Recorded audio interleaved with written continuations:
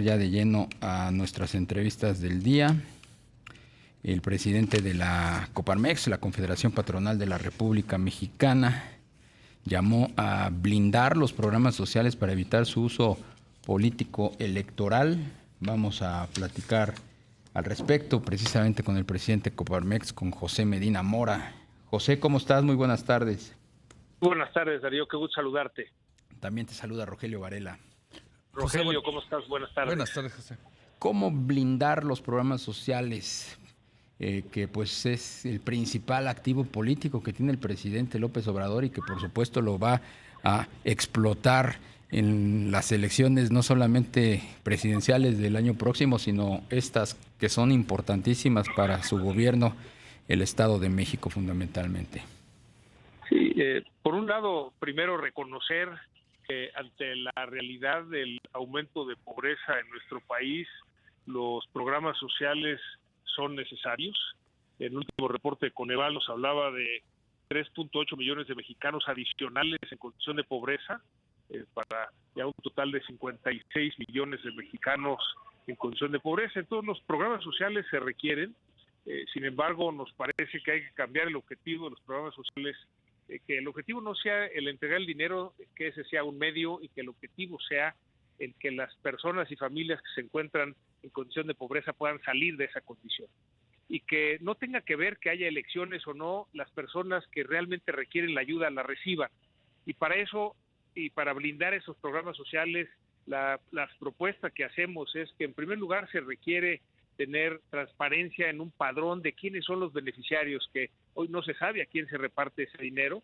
Por otro lado, cada uno de los programas debe tener reglas de operación que se cumplan estrictamente y que haya un ejercicio de rendición de cuentas, y que, claro, a la hora que combinamos con procesos electorales, ante la discusión que está ahora en el Senado y la eventual aprobación de la reforma electoral que le quita la condición de fiscalización al INE, para que precisamente no se utilicen este tipo de recursos para propósitos político-electorales, pues en lugar de, digamos, poner reglas para que la orientación de los programas sociales sea precisamente para ayudar a la gente que lo necesita, pues se quita esta posibilidad al INE de fiscalizar. Entonces nos parece que pues es importante el que se blinden estos programas. Esas son las propuestas que hacemos, Darío, Rogelio.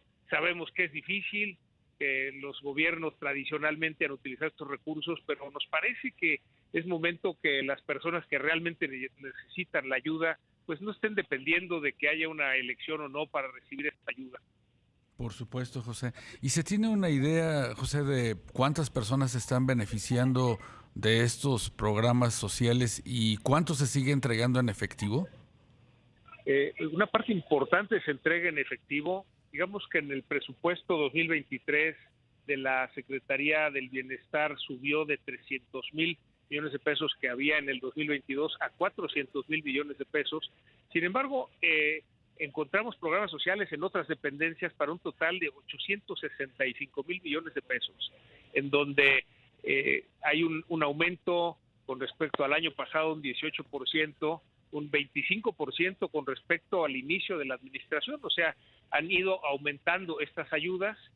No hay el dato preciso de cuáles de estos programas se entregan en efectivo, así como no hay un dato preciso de a cuántos se les entregan, a quiénes se les entregan, y desde luego esta parte de los programas sociales que se entregan en efectivo, pues es la condición que se quiere evitar, ¿no? Para que no haya una desviación de esos recursos hacia otros propósitos.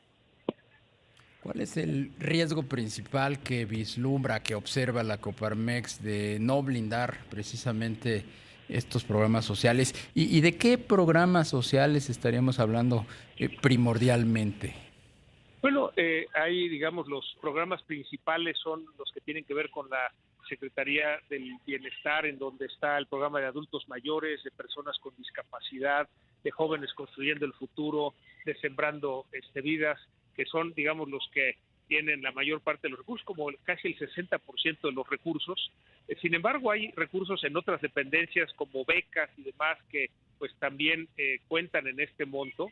Y lo que consideramos en Coparmex es que si queremos que siga avanzando la democracia como lo ha hecho en las últimas 3 décadas, desde que se ciudadanizó el IFE, el Instituto Federal Electoral, hoy INE, pues es importante que el voto sea libre, que el voto no esté condicionado a recibir ningún tipo de ayuda, y por eso también es importante digamos, concientizar a la ciudadanía para que no se dejen influenciar de que el recibir este tipo de ayuda de los programas sociales tenga que ver con que voten por algún candidato o por algún partido, sino que para que la democracia avance, pues tiene que ser un voto libre, ¿no? Y en ese sentido también cualquier desviación que se vea es importante que pues desde la ciudadanía se denuncie, ¿verdad? Para que se puedan evitar estos desvíos y estos actos de corrupción.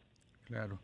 José, ¿y ustedes han tenido algún acercamiento con los legisladores, básicamente pues diputados, que son los que definen pues el presupuesto para pues de alguna manera pues blindar y tener, como tú dices, salvar a estos apoyos sociales de pues de las ambiciones políticas?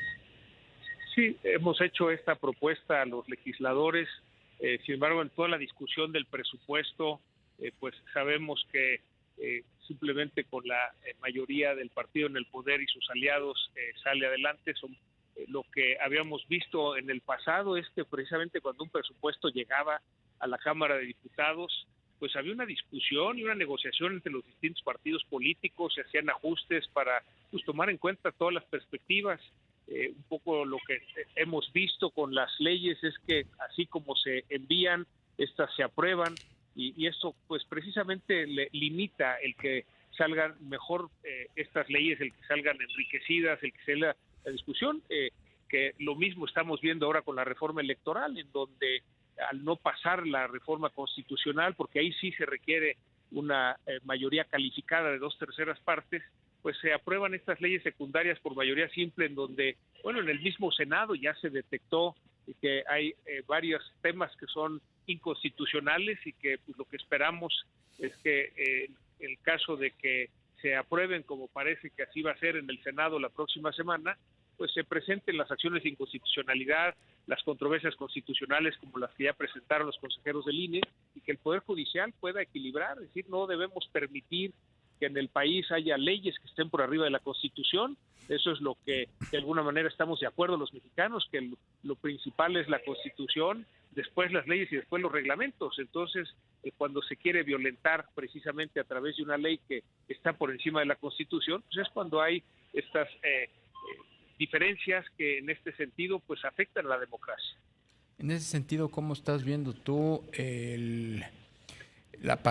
o más que la participación, cuál es la postura del sector privado en medio pues de todos estos debates que van a empezar a tener lugar y que ya están empezando a cobrar forma, esta nueva conformación de la Corte, las disputas que se están empezando a ver entre el Ejecutivo y el Poder Judicial?